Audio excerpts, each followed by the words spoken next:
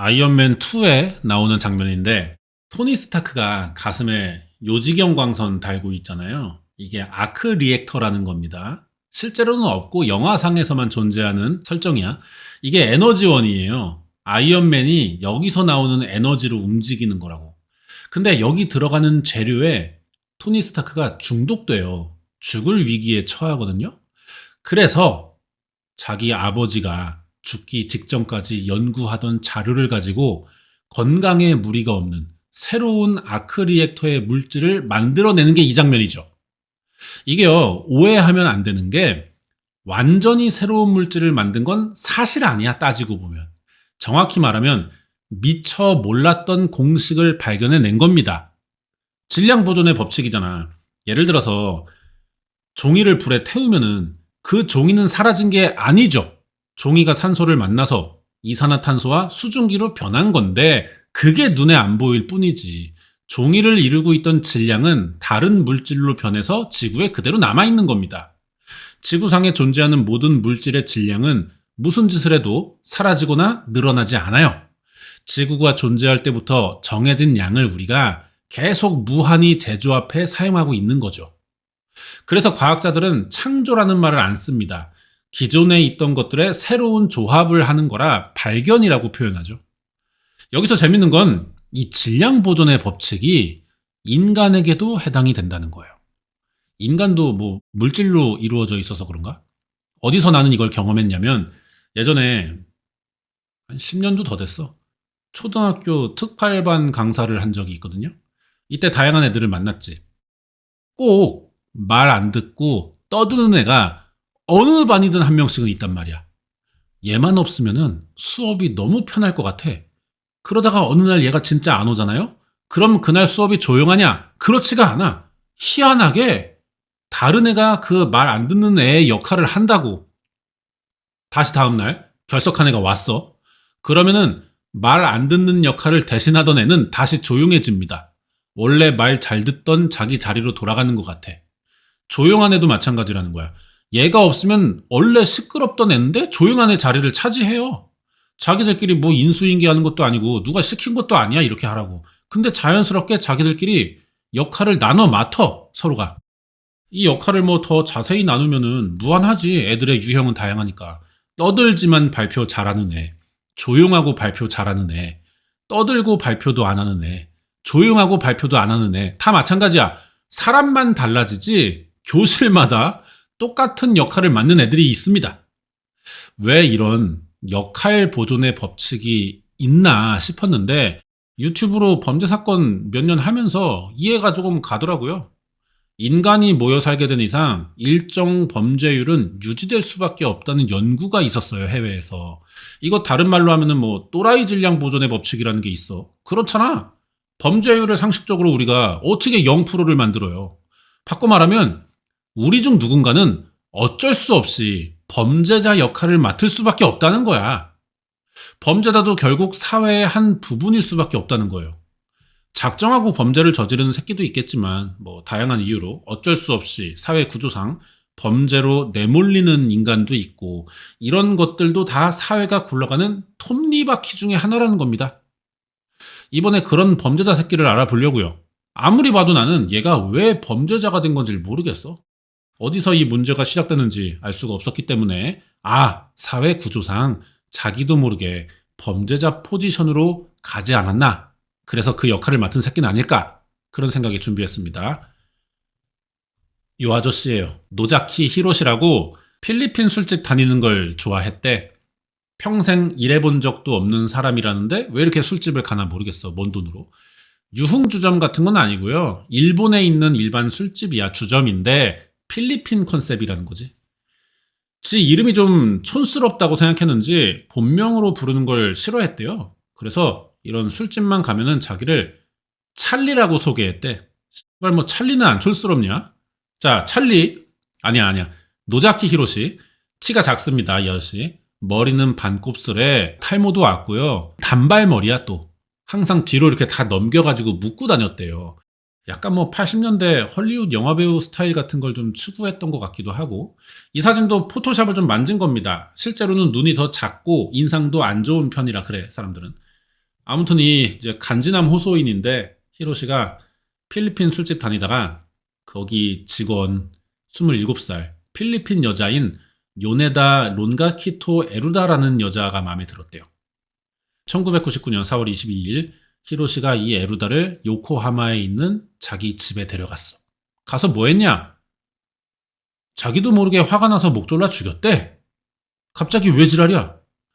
그동안 자기가 필리핀 술집에 다닌 건 이 에루다 때문인데 일부러 가서 친한 척 하려고 돈도 많이 썼고 친해졌길래 집까지 데려온 거지만 막상 이 여자가 와서는 자기 원하는 대로 안 해줬다는 거야. 뭐 이런 거지. 아니 씨발 멀쩡한 남녀가 술도 먹었겠다. 밤에 집까지 따라왔으면 뻔한 거잖아. 근데 아니 이럴 거면 왜 따라와가지고 막판에 다른 소리 하냐 이 생각이에요 얘는. 그동안 들인 시간 돈이 아까우니까 화가 나서 죽였다는 것 같아. 우발적 살인이라는 건데 시신 처리는 또 되게 신중했어요.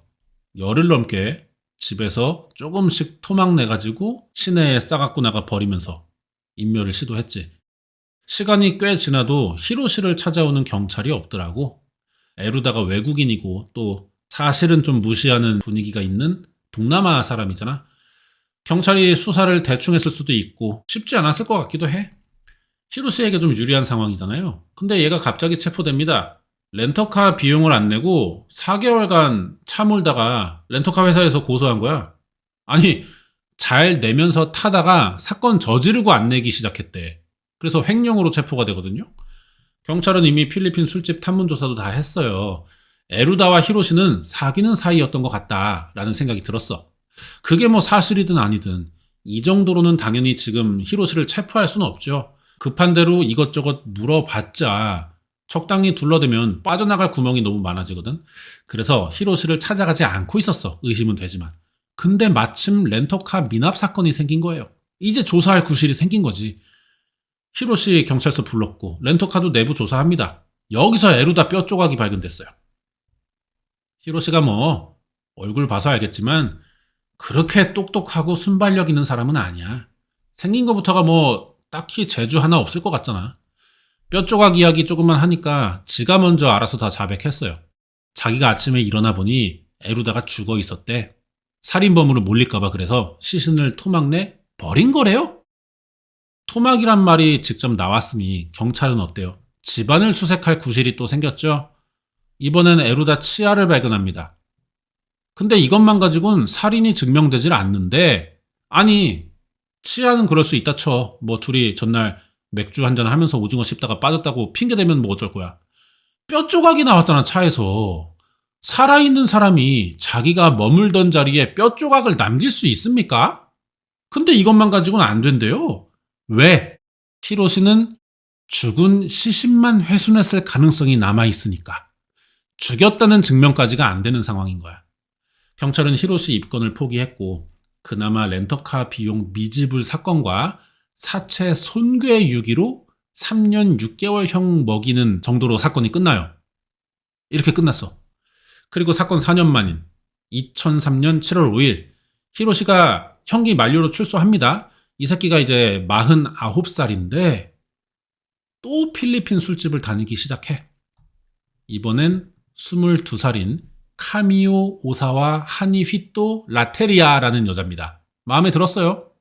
라테리아는 미혼모입니다. 아들 하나 있고요. 친구랑 셋이 사는데 보면 이쁘장하잖아. 나이도 어리니까 히로시가 또 껄떡댄 거지. 히로시가 이 새끼가 생긴 거답지 않게 사람 갚는 재주가 있어. 어떻게 꼬셨냐? 라테리아가 일 나가면 밤에 애 봐줄 사람이 필요하잖아. 그래서 친구에게 맡겼는데 엄마랑은 사이가 안 좋대요. 엄마도 일본 살긴 하나 봐. 이런 사정을 히로시가 들었어. 바에서 이제 뭐 술 마시고 하면서 뭐 얘기하다가. 그거 듣고 사발을 푼 거지. 아니 어떻게 이렇게 이쁘게 생겨가지고 어린데 혼자 애 키우면서 고생한다. 이런 말 해주면서 라테리아가 아니라 라테리아의 아들을 챙겨줍니다. 옷이랑 장난감을 막 선물해줘. 타지에서 온 미혼모가 여기에 안 넘어가고 배겨?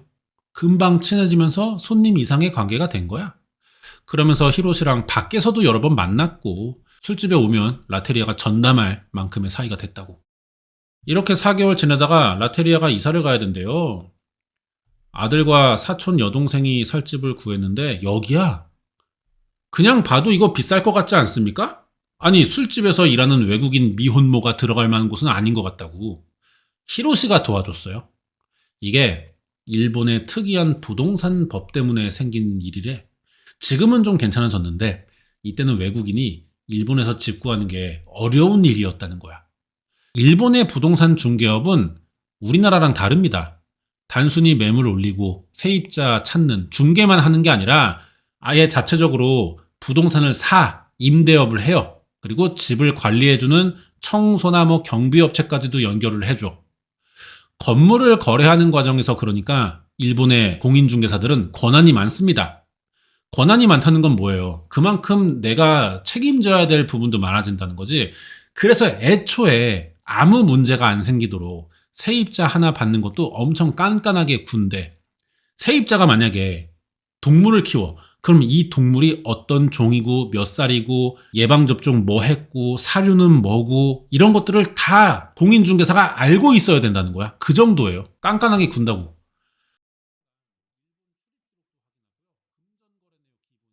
혹시나 월세 못 낼까봐 현지에 보증인까지 세워야 외국인들은 집을 구할 수 있었어.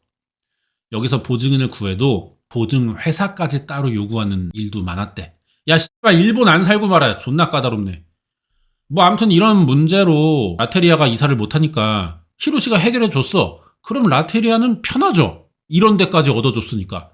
히로시는 심지어 이사도 자기 돈으로 해줍니다.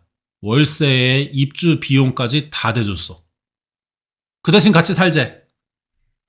자기 차도 팔면서 생활비 대줬고요. 라테리안의 집에도 뭐 이런 사정이 알려질 거 아니야.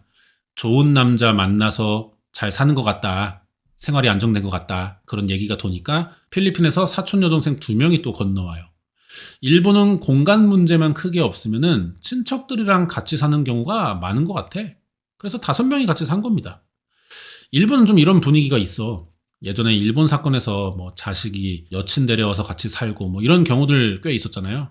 일본 월세가 비싸니까 생기는 일이라고 하더라고. 그러니까 친척들하고 모여 사는 것도 익숙한 거고. 이렇게 생활비를 줄이는 건 좋은데 그래서 또 생기는 문제가 집안 내에 싸움이 많아집니다. 이 집은 더 할 거 아니야. 술집에서 만난 애딸린 미혼모에 본 적도 없는 여학생 둘에 20살이나 더 많은 일본인 노총각 아저씨가 같이 살면은 이거 문제가 안 생기고 백이니? 히로시 말로는 뭐 자기도 노력을 했대요. 근데 일도 안 하고 뭐 술집만 다니던 새끼가 하긴 뭐래. 애초에 씨발 얘가 뭘 할 수 있어요. 이 집이 월세가 25만 원인데 우리 돈으로 250만 원이야. 어후 씨발. 250을 매달 어떻게 되냐? 라테리아가 돈 버는 거 뻔한데 애 분유값 대기도 힘들다고 얘는. 아니 라테리아가 22살인데 그럼 사촌 동생들은 고등학생이나 뭐 대학교 1, 2학년쯤 될 거 아니에요? 얘들한테도 기대할 수 있는 게 없어. 이거 다 히로시가 감당해야 된다고.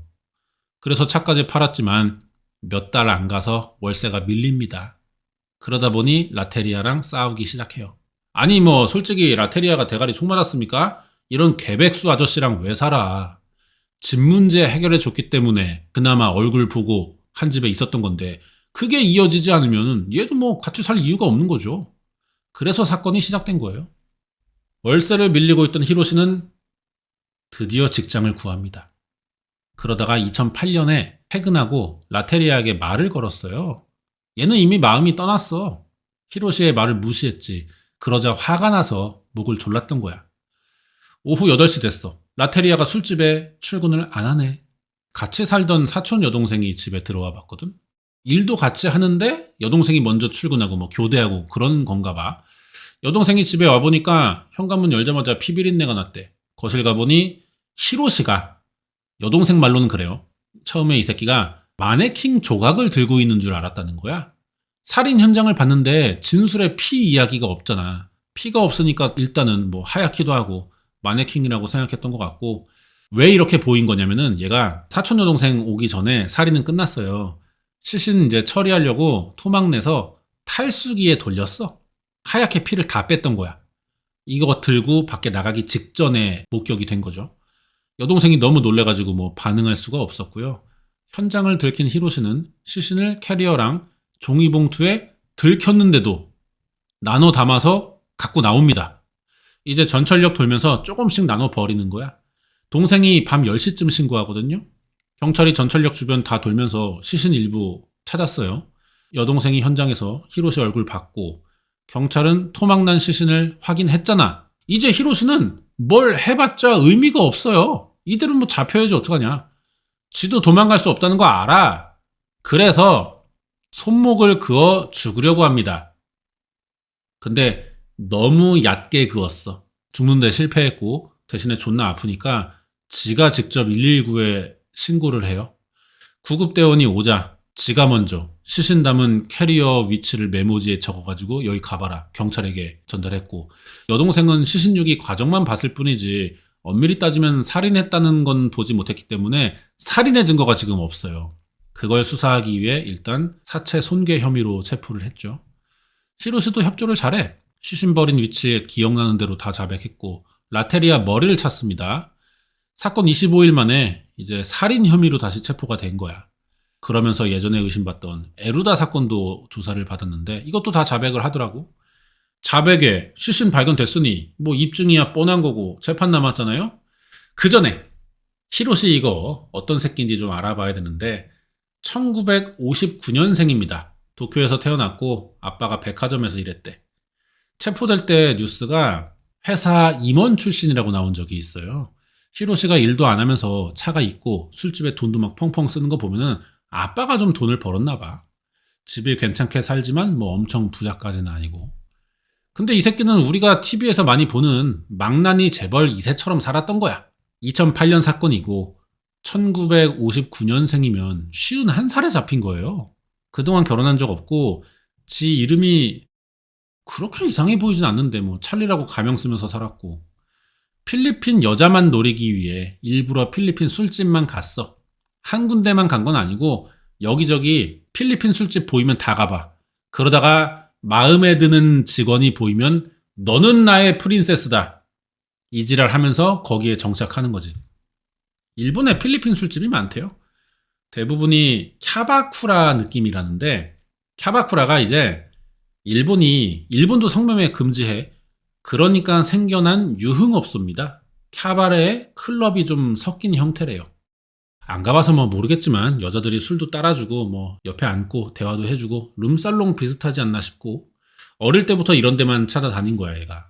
체포하고 조사하면서 알게 된 사실이 있어요. 이 새끼가 대장암에 걸려 있었대. 말기야. 치료 안 하면 얼마 못 사는 단계였다는 거지. 그럼 재판이 의미가 없잖아. 경찰이 아무리 증거 확보 잘하고 검사가 자신있게 조서 꾸며서 기소했어도 살인사건 2개인데 이게 금방 끝나? 절차상 이거 기본 몇 달 갑니다. 이 새끼가 조금이라도 딴소리 하면 1년도 넘어가요. 그러자 일본은 국비를 들여서 이 새끼의 대장암을 치료해줬어. 아주 깨끗하게 완치시켜버리고 재판을 시작한 거야. 라테리아 사건에서는 사형, 에루다 사건은 14년형을 받았는데 상고했지만 기각됐어요. 빵에 들어갔지. 그리고 8년 만인 2020년 12월 13일 만성 신부전으로 죽습니다. 2018년부터 신장이 안 좋아져서 투석을 했는데 뭐 살기가 싫어졌나 봐. 이렇게 된 거. 치료 거부하고 2년간 빌빌거리다가 61살에 죽었어요. 이 새끼가 이제 정리를 좀 하자면은 어쩌다가 이런 인간이 됐는지, 어렸을 때 문제 같은 거는 뭐 알려진 게 없기도 해. 딱히 그냥 별 생각 없이 살다 보니 자연스럽게 이런 병신 포지션을 찾아간 건 아닌가 싶어. 이런 관점에서 본다면 사실 우리가 뭐 범죄 저지르고 싶은 사람은 없잖아요. 있긴 한데 그건 정신 문제고 보편적인 상황에서는 다들 정상인이고 싶단 말이야. 그런 관점에서 보면은 우리는 어쩌면 범죄자 역할을 맡지 않기 위해 사회에서 좀 경쟁하는 건 아닌가, 그런 생각이 들어. 만약에 사람들이 다 한없이 착해, 너무 착해, 나만 조금 못됐어, 범죄는 안 저지르지만 나 혼자만 약간 못된 면이 있다고 치자고, 그러면 이 히로시 포지션에 제일 가까운 사람은 내가 되는 겁니다. 그래서 다들 이 안 좋은 자리를 누군가는 차지해야 되지만 그게 또 내가 되긴 싫기 때문에 멀쩡한 범위의 자리로 가려고 경쟁도 하고 교육도 받지 않나 생각이 들어요. 그걸 좋은 말로는 뭐 노력하면서 산다 이렇게 표현하는 거겠지. 그런 게 아닌가 싶습니다. 여기까지예요. 고졸 방구석 유튜버의 인생학 개론이었습니다. 다음 주에 새로운 사건 준비해 올게요.